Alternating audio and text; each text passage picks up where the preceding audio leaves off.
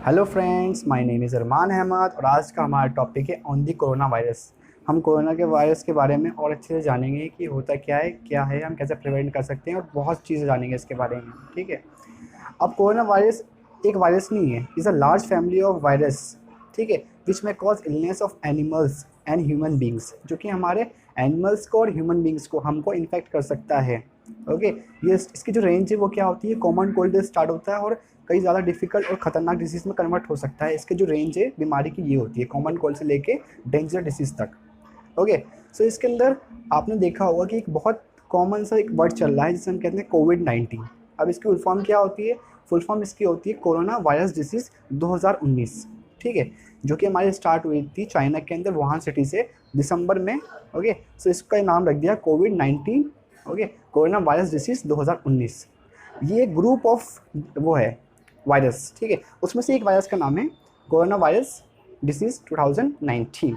Okay. सो ये आपको समझना पड़ेगा। उसके बाद हम बात करते हैं अगर हम स्प्रेड की कि ये फैलता कैसे है। तो ये फैलता कैसे है मैं आपको बताना चाह रहा हूँ कि हमारा जो है इसका फैलने के कई सारे तरीके हैं। जो कॉमन तरीका है वो मैं आपको बताना चाह रहा हूँ। टचिंग होता है इसका तरीका, कि मान लो कि हमने किसी से हैंडशेक करा। अब हैंडशेक करने के बाद क्या होगा, अगर वो बंदा इन्फेक्टेड है, हमें पता नहीं कि वो इन्फेक्टेड है कि नहीं इन्फेक्टेड, लेकिन उसे हमने टच कर लिया। अब उस टचिंग वाले हाथ से जो हमारा इन्फेक्टेड हो चुका है उससे हमने अपने फेस को टच कर लिया। उस फेस को टच करने से क्या होगा, हमारे नोज़, माउथ और हमारे आइज़ के थ्रू क्या होगा, हमारी बॉडी में चला जाएगा, जिससे हम इन्फेक्टेड हो सकते हैं। क्योंकि जो इस डिजीज़ का हमारा एक इंक्यूबेशन पीरियड होता है। इंक्यूबेशन पीरियड क्या होता है? इंक्यूबेशन पीरियड वो पीरियड होता है जो हमारे किसी भी डिसीज़ में वायरस या फिर किसी बैक्टीरिया को आने से लेके उसके सिम्टम्स शो होने तक जो एक पीरियड होता है उससे हम क्या कहते हैं, उस इंक्यूबेशन पीरियड कहते हैं। तो इसका जो इंक्यूबेशन पीरियड है अकॉर्डिंग टू WHO वो हमारा होता है 2 वीक्स, 2 हफ्ते का होता है। इसलिए हमको पता नहीं है कौन हमारा इन्फेक्टेड पर्सन है और कौन इन्फेक्टेड पर्सन नहीं है। तो हमें हर किसी से डिस्टेंस बना के रखना है। डिस्टेंस की बात अगर मैं करूँ तो इसके अंदर लगभग हमारा WHO के अकॉर्डिंग 1 मीटर की दूरी हमें हर इंसान से रखनी है। 1 मीटर कितना होता है? लगभग 3 फीट। 3 फीट की दूरी हमें रखनी है। ठीक है। और थर्ड पॉइंट मैंने आपको बता दिया पहले कि avoid touching eyes, nose and mouth. हमें टच करने से अवॉइड करना है और अपने हाथ को वॉश करना रेगुलरली। ओके। हमें अपने हाथ को रेगुलरली वॉश करना है। वॉश करने से होगा कि अगर अगर हमने किसी को हैंडशेक किया, अगर वो बंदा इन्फेक्टेड है तो क्या होगा, हमारे हाथ में वायरस आएगा जो कि हम वॉश करने के बाद उसको अपने हाथ से हटा देंगे, अपने हाथ से वॉश कर देंगे अच्छी तरह से। ओके। और एक बात मैं आप इसके अंदर बता दूं कि वायरस की एक नहीं जिस दुनिया में आया है, वायरस तो कई तरह के होते हैं और वायरस आते ही रहते हैं। लेकिन बट ये जो वायरस है वो इतना फेमस इस वजह से हुआ है क्योंकि इसका रेट ऑफ स्प्रेड बहुत ज़्यादा है। रेट ऑफ स्प्रेड क्या होता है? जैसे कि कोई वायरस है, इन्फ्लुएंजा वायरस है, कई तरह के वायरस होते हैं, कॉमन कोल्ड का वायरस होता है। वो क्या होता है, वो फैलता है बट एक डिस्टेंस तक उसकी दूरी होती है, यहाँ तक फैलता है और फिर वो ख़त्म हो जाता है। बट जो ये वायरस है ना, ये ऐसा वायरस है जिसका रेट ऑफ स्प्रेड बहुत ज़्यादा है। कि इतना ज़्यादा है कि दिसंबर 2019 में स्टार्ट हुआ और लगभग 3 से साढ़े 3 महीने के अंदर ये 200 कंट्री के अंदर, 200 देश के अंदर पहुंच गया। इतनी तेज स्प्रेड होता है इसका, तो इसलिए डेंजरस है और अभी तक ये बढ़ रहा है, बढ़ रहा है, बढ़ रहा है।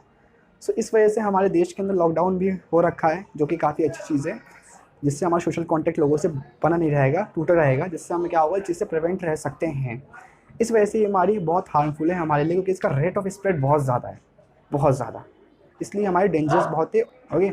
सो नेक्स्ट इसके अंदर क्या होता है, इसके अंदर नेक्स्ट है हमारे सिम्टम्स क्या हैं। इसके सिम्टम्स भी किसी चीज़ के होते हैं कि हमें शो हो जाए कि ये चीज़ है कि नहीं है इंसान को, हम थोड़ा आइडिया लगा सकते हैं, इसे हम कहते हैं सिम्टम्स। अब सिम्टम्स क्या होते हैं इसके? सिम्टम्स के हेडेक हो सकता है, फीवर हो सकता है, कॉमन कोल्ड हो सकता है, बॉडी में पेन हो सकता है। ठीक है। डिफ़िकल्टी इन ब्रीथिंग, ये बहुत ही इंपॉर्टेंट हमारे सिम्टम्स है इसका, कि हमें सांस लेने में दिक्कत होगी, हम अपनी सांस को सस्टेन नहीं कर पाएंगे, रोक नहीं पाएंगे। 10 सेकंड से ज़्यादा नहीं रोक पाएंगे या 5 सेकंड से ज़्यादा नहीं रोक पाएंगे। नॉर्मली हम इंसान 15 से 20 सेकंड तक अपनी सांस को रोक सकते हैं, बट अगर कोई इंसान इससे कम अपनी सांस रोक रहा है तो इसका मतलब क्या है कि वो इस बीमारी का शिकार हो सकता है। प्रोबेबिलिटी है कि उसका शिकार हो सकता है। तो हमें उससे डिस्टेंस बना के रखना है लगभग 1 feet, 3 feet, which is equal to 1 metre. Okay. So हमें ऐसा काम करना है। सिम्टम्स हमें थोड़े मालूम पड़ गए हैं, इसको हम जारी रखेंगे और इस पर हम अमल करेंगे। ओके। उसके बाद है हाउ आई प्रिवेंट, हम इससे कैसे बच सकते हैं। इसको बचने के तरीके हैं वो लगभग कुछ तरीके हमको मालूम हैं कि हम इसको बच सकते हैं। वॉशिंग हैंड, अपने हाथ को वॉश करके हम इससे बच सकते हैं। ओके। कि हम अपने हाथ को रेगुलर धोएं। फॉर एग्जांपल मैंने आपको बताया इसका इंक्यूबेशन पीरियड 2 हफ्ते का होता है, इसलिए हमें पता नहीं है कि कौन इंसान है जिससे इन्फेक्टेड है और कौन इंसान है जिससे इन्फेक्टेड नहीं है। तो हम अपने हैंड को रेगुलरली वॉश करना चाहिए कि हो सकता है कि हम कभी भी किसी चीज़ के टच में आ गए, या फॉर एग्जांपल जहाँ हमने हाथ रखा था वहाँ पे किसी इन्फेक्टेड पर्सन का हाथ रखा हुआ हो, तो उसके थ्रू भी हमारी बॉडी के अंदर वो फैल सकता है, क्योंकि इसका जो रेट ऑफ स्प्रेड है वो बहुत ज़्यादा है as compare to other disease. Okay, so हमें फर्स्ट थिंग ये मालूम पड़ गई। सेकंड थिंग क्या है, मेंटेन डिस्टेंस, हमें मेंटेन डिस्टेंस रखना है। ओके, लगभग 3 फीट का। उसके बाद थर्ड है avoid touching eyes, nose and mouth.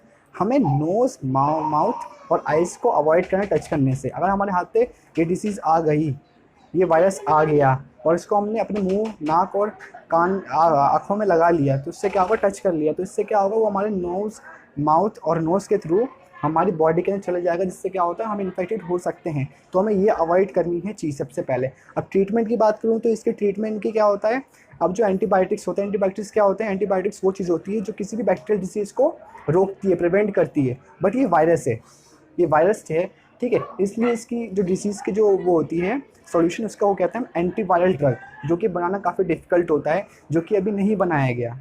Okay, उससे पहले हम एक चीज़ बना सकते हैं जिसे हम कहते हैं वैक्सीनेशन, टीकाकरण। वैक्सीनेशन क्या होता है, जैसे कि फॉर एग्जांपल आपने सुना होगा जब हम छोटे होते हैं और आपने पिया भी होगा, जो हमें पोलियो की दवाई पोलियो की जो हमें ड्रॉप पिलाई जाती है, ठीक है, वो एज अ वैक्सीनेशन काम करती है हमारी बॉडी के अंदर, जिससे क्या होता है हम इस वायरस से बच जाते हैं, पोलियो के वायरस से बच जाते हैं और हम ठीक रहते हैं। तो वो वैक्सीन होती है एक तरह की। उसी तरह हमारी वैक्सीन होती है इसकी, जो लोग बनाने का प्रयास कर रहे हैं, साइंटिस्ट बनाने का प्रयास कर रहे हैं। अभी इसका जो ट्रायल भी चल रहा है, ठीक है, ट्रायल चल रहा है इसका, इस वैक्सीनेशन का। और उसके बाद एंटीवायरल ड्रग तो अभी आगे आएगी, पहले इसका वैक्सीनेशन का ट्रायल चल रहा है। वैक्सीनेशन का ट्रायल होगा, फिर लोगों में वैक्सीनेशन लगेगा, जिससे क्या होगा, हम इससे प्रिवेंट हो जाएंगे इस डिसीज़ से। ओके, सो ये चीज़ होती है इसके अंदर। तो ये बैक्टीरियल डिसीज़ होती है और एक वायरस डिसीज़ होती है। बैक्टीरियल डिसीज़ तो है, उसको हम ईजिली सॉल्व कर सकते हैं, ईजिली उससे बच सकते हैं एंटीबायोटिक देके। बट एंटीवायरल ड्रग जो होती है, एंटीवायरल, जो कि वायरस को प्रिवेंट करती है, वायरस से रोकती है और वायरस को ख़त्म करती है, वो बनाना थोड़ा मुश्किल हो जाता है हमारे लिए। सो उसके लिए हम उससे पहले वैक्सीनेशन बनाते हैं, जिससे कि हम बीमारी से प्रिवेंट कर सकें।